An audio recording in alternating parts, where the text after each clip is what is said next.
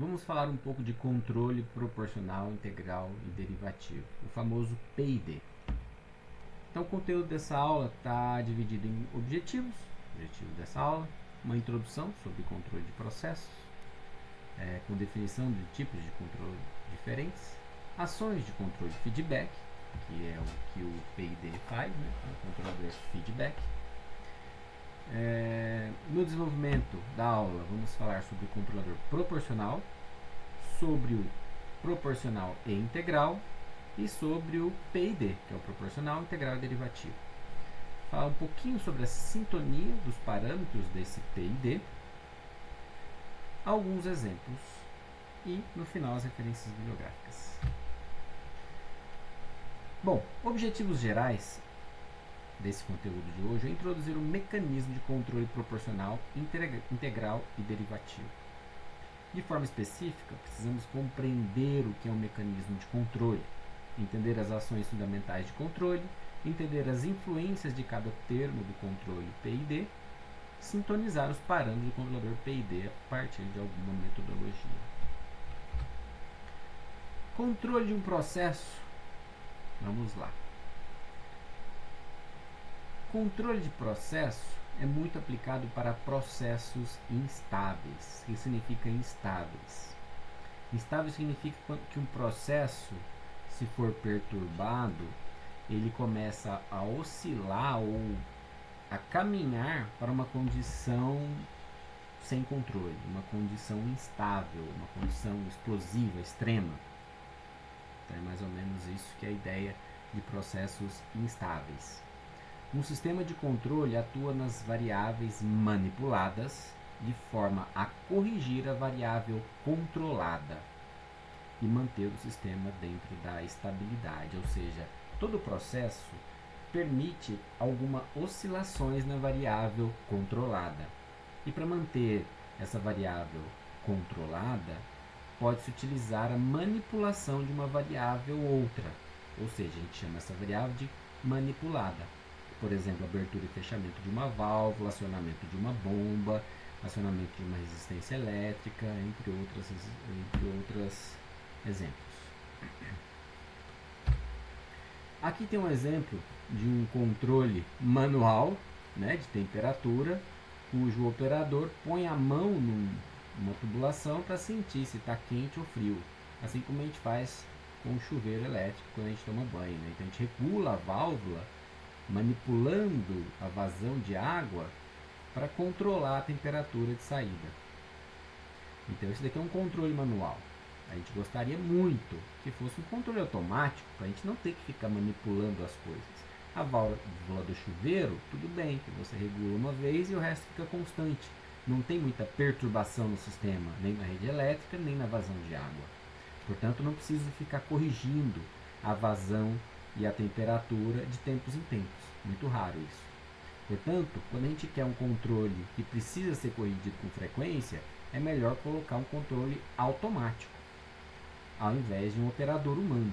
Então, os controladores automáticos precisam de alguma forma de medir aquela variável que eu estou controlando, nesse caso a temperatura, e uma forma de modificar a variável manipulada, nesse caso a vazão, usando uma válvula, né, que seria o nosso atuador.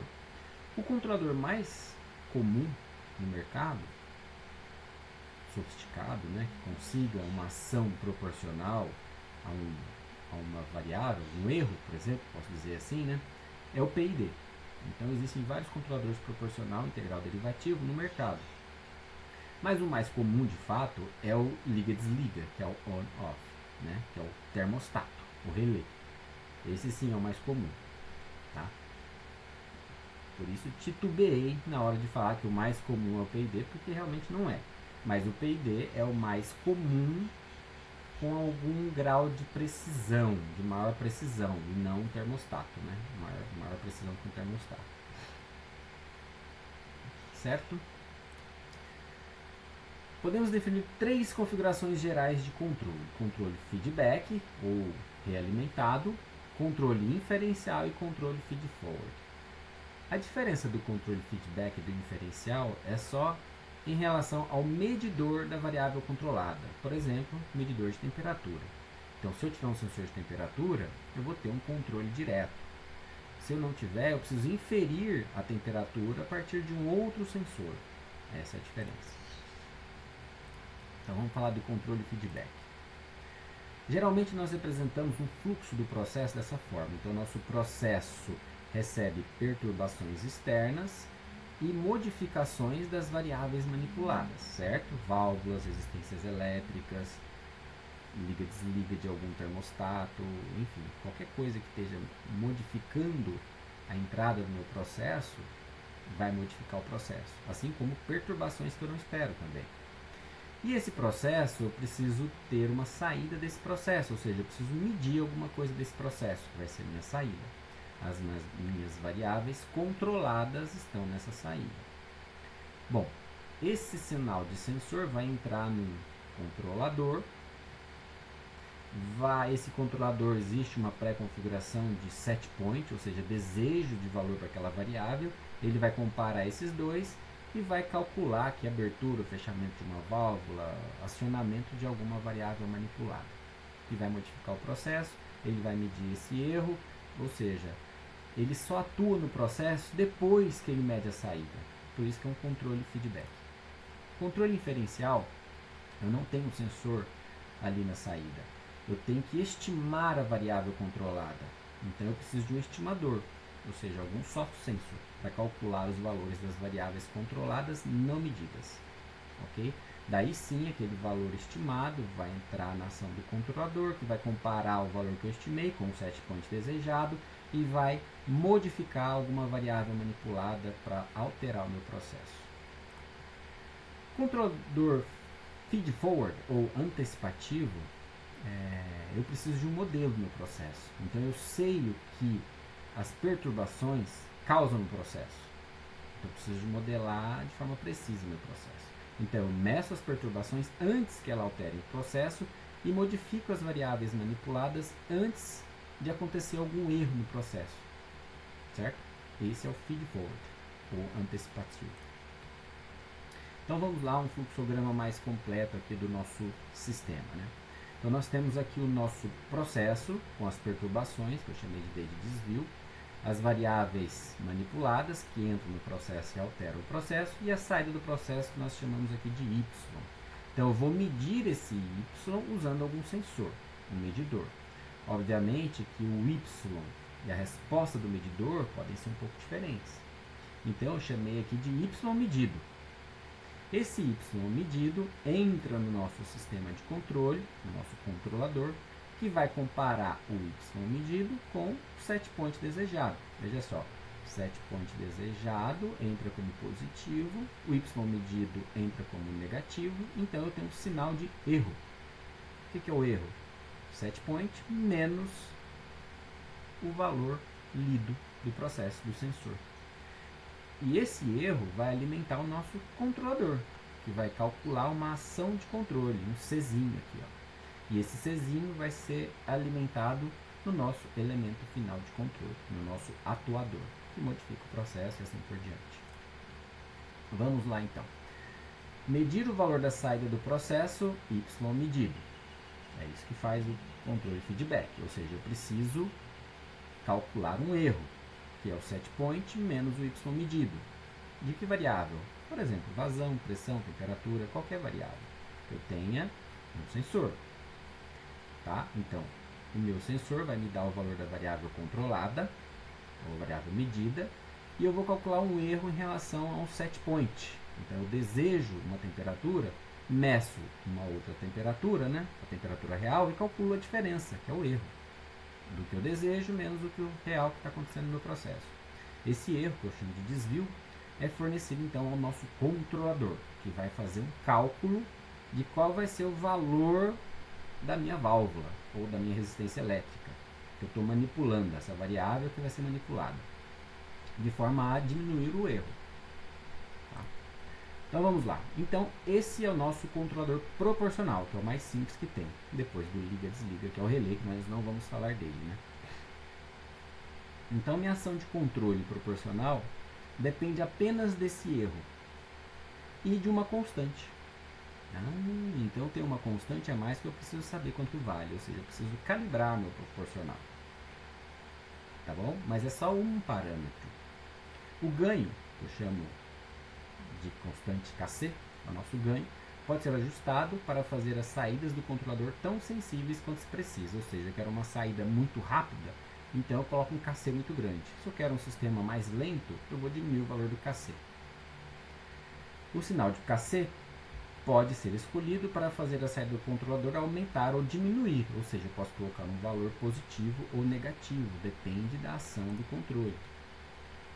Por exemplo, o controle de pH, se eu adiciono ácido, o pH diminui. Se eu adiciono base, o pH aumenta. Então eu tenho ações de controle diferentes. Eu posso então manipular o valor do KC para atender ambos os casos.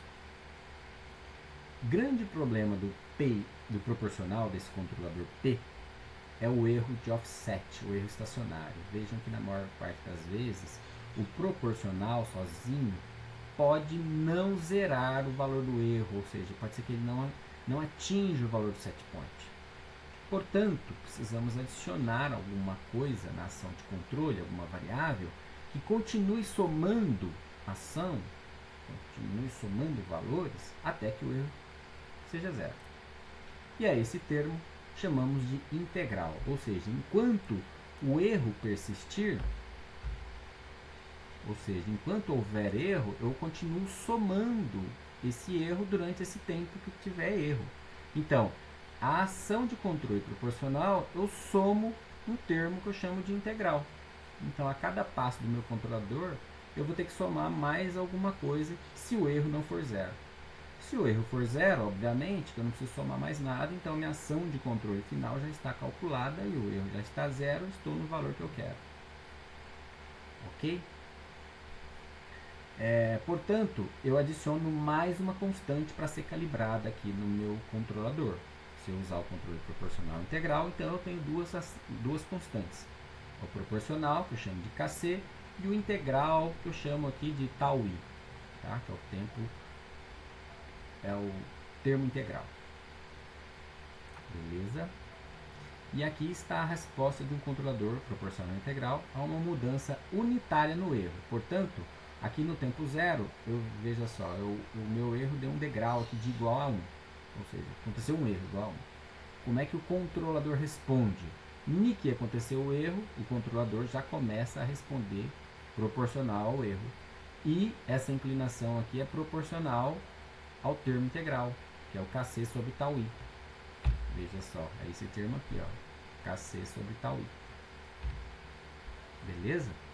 Ou seja, uma hora o erro vai zerar, porque eu tenho uma ação sempre crescente agora, não é mais constante. Grande problema adicionado pelo termo integral é que o sistema passa a ser oscilatório. Então, nesse caso, o termo integral pode adicionar instabilidade ao sistema. Para resolver esse problema, a gente adiciona o termo derivativo. O termo derivativo vem adicionar ao controle PID uma ação antecipatória. Então, ele ameniza a oscilação provocada pelo integral. O que é o termo derivativo? É calcular a variação do erro, né, a derivada do erro, nada mais é que delta erro dividido por delta tempo. Ou seja, é ação antes de que o erro modifique. Ou seja, se o erro tem uma tendência de aumentar, então eu vou ter uma tendência de aumentar aqui a minha ação de controle. É isso que se faz esse termo derivativo, certo? O grande problema do termo derivativo é quando eu tenho muito ruído no sinal controlado, ou seja, aquele sinal de sensor, se tem muita oscilação, vai adicionar muita oscilação também na ação de controle. Isso é péssimo, tanto para a estabilidade do sistema quanto para a válvula que esteja controlando o meu sistema, né? Ou seja, para o meu elemento final de ação, para o meu atuador, ele vai ficar oscilando muito, pode ser que ele tenha a vida muito reduzida, né? A vida útil dele. Bom, aqui está um exemplo então de erro provocado por um sistema, por exemplo, sem controle, mas que tende à estabilidade naturalmente. Veja que o sistema se estabiliza naturalmente. Então deu um peteleco ali na resistência elétrica, por exemplo, e o meu sistema sai de uma temperatura e vai para uma outra. Ou seja, não tem uma reação ali que vai explodir. Nesse caso, já é estável naturalmente. Tá? Agora, esse mesmo processo com controle proporcional, veja que ele tende a estabilizar mais perto do erro igual a zero aqui, ó. Mas não vai zerar o erro também. Controle integral com o proporcional, ele começa a oscilar em volta do zero, só que demora a estabilizar. E o termo derivativo faz com que esse sistema se estabilize muito mais rápido. Como é que então eu calculo o Kc, o tau i e o tau d? Então tem algumas regras baseadas em tentativa e erro, enfim, tem várias regras disponíveis. Aqui eu apresento para vocês o Ziegler-Nichols, que foi publicado em 1942, ou seja, é um método obtido empiricamente. Então, para determinar o Ku, que é o ganho último, ou seja, eu preciso do Ku para calcular o Kc, o tau i e o tau d. Então, como é que eu acho esse Ku? Primeira coisa, anular os termos integral e derivativo, ou seja, se o integral está dividindo, então esse cara aqui tem que ser infinito. Eu coloco um valor muito grande para o tau i e o tau d igual a zero. Começo a aumentar esse Kc ou Ku de um valor muito pequeno até um valor alto, ou até observar uma oscilação com período constante. É isso que eu preciso encontrar. Então eu começo um valor de Kc, zerando esses dois termos aqui, né? Como é que eu zero o tau i? Deixando ele um valor muito grande e o tau d igual a zero. Ou eu posso usar o inverso do tau i, que eu chamo de Ki, porque é só uma constante. Então, nesse caso, se eu estiver usando um Ki no lugar do tau i, ou seja, o Ki seria o inverso do tau i, 1 sobre tau i, portanto, eu poderia usar um Ki igual a zero, se fosse o inverso, ok? Portanto, começando um Kc por um valor muito pequeno, eu vou aumentando esse Kc, perturbando o meu sistema para observar como é que é o comportamento dele, até observar uma oscilação com amplitude constante. Ou seja, se eu observar isso acontecendo, ou seja, ondinhas, né, oscilações com distâncias iguais, eu encontrei meu valor de Ku. E eu encontrei o período da oscilação. Não sei se ficou claro, mas repetindo, eu zero os outros termos, a ação dos outros termos, vou aumentando o Kc, para cada valor de Kc eu faço uma perturbação no sistema e observo para onde ele vai, até que eu obtenho uma oscilação com amplitude constante. A esse valor de Kc eu chamo de Ku, e ao período eu chamo de período mesmo, né? Pu aqui, ó. E eu coloco nessas equaçõezinhas aqui para descobrir os valores de Kc, tau i e tau d. Beleza? Outro método é esse que eu apresento aqui, ó, que é o método do relé. Então eu provoco essa oscilação forçadamente no meu sistema, acionando e desacionando uma válvula, por exemplo, uma determinada potência de aquecimento, uma determinada velocidade de algum motor ou de um impelidor. Fazendo isso, eu também forço o meu sistema a oscilar nessa frequência que eu quero aqui, então eu já consigo calcular rapidamente o meu Ku. Eu não preciso ficar procurando muito demoradamente, né, como é o método anterior. Então, já calculo o Ku daqui e é mais rápido esse método. Bom, vamos discutir esse exemplo aqui. A concentração de oxigênio dissolvido no bioreator deve ser mantida em 30% da saturação. Temos um sensor de oxigênio dissolvido para medir a variável controlada do oxigênio dissolvido e podemos manipular tanto a velocidade de agitação quanto a vazão de ar. A velocidade de agitação eu chamei de agite e vazão de ar de F. Neste caso, temos três opções: deixar F fixa e usar um PID para manipular a agitação, por exemplo. Deixar a agitação fixa, usar um PID para manipular F, a vazão de ar, ou manipular ambas, né? Tanto a vazão quanto a agitação. Bom, apresento aqui para vocês uma equação mais feia do que aquela anteriormente apresentada, né? Mas que tem os mesmos termos: proporcional, o integral e o derivativo. Então vai funcionar igual, ok? Esse aqui é um PID diferente, diferenciado, na forma digital aqui. Certo? Então, aqui nesse caso, eu coloquei valor da agitação é igual ao valor da agitação que já estava no passo anterior, mais uma ação PID, proporcional integral derivativa, certo? Essa daqui é a nossa variável controlada, que é o oxigênio dissolvido, e a agitação, nossa variável manipulada. Vejam só, eu posso ter um desastre no controle se o meu PID estiver mal ajustado. Mas, se eu fizer um ajuste bem feito das minhas variáveis proporcional, integral e derivativo, eu posso ter uma ação muito bem controlada aqui, ó, veja só. Bem estável, né? Melhor do que o operador humano para fazer isso daqui. Coloco em discussão, o que será que aconteceu aqui depois das 9 horas, aqui, quase 9h30? A agitação estava subindo, subindo, subindo, subindo.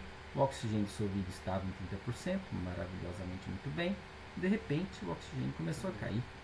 E a agitação ficou constante. O que aconteceu? O que poderia ser feito para não ter esse problema? Pense comigo. Já discutindo, veja só, a minha agitação provavelmente chegou no valor máximo do meu sistema ou de algum limite que eu impus. O que poderia ter sido feito para que isso não acontecesse?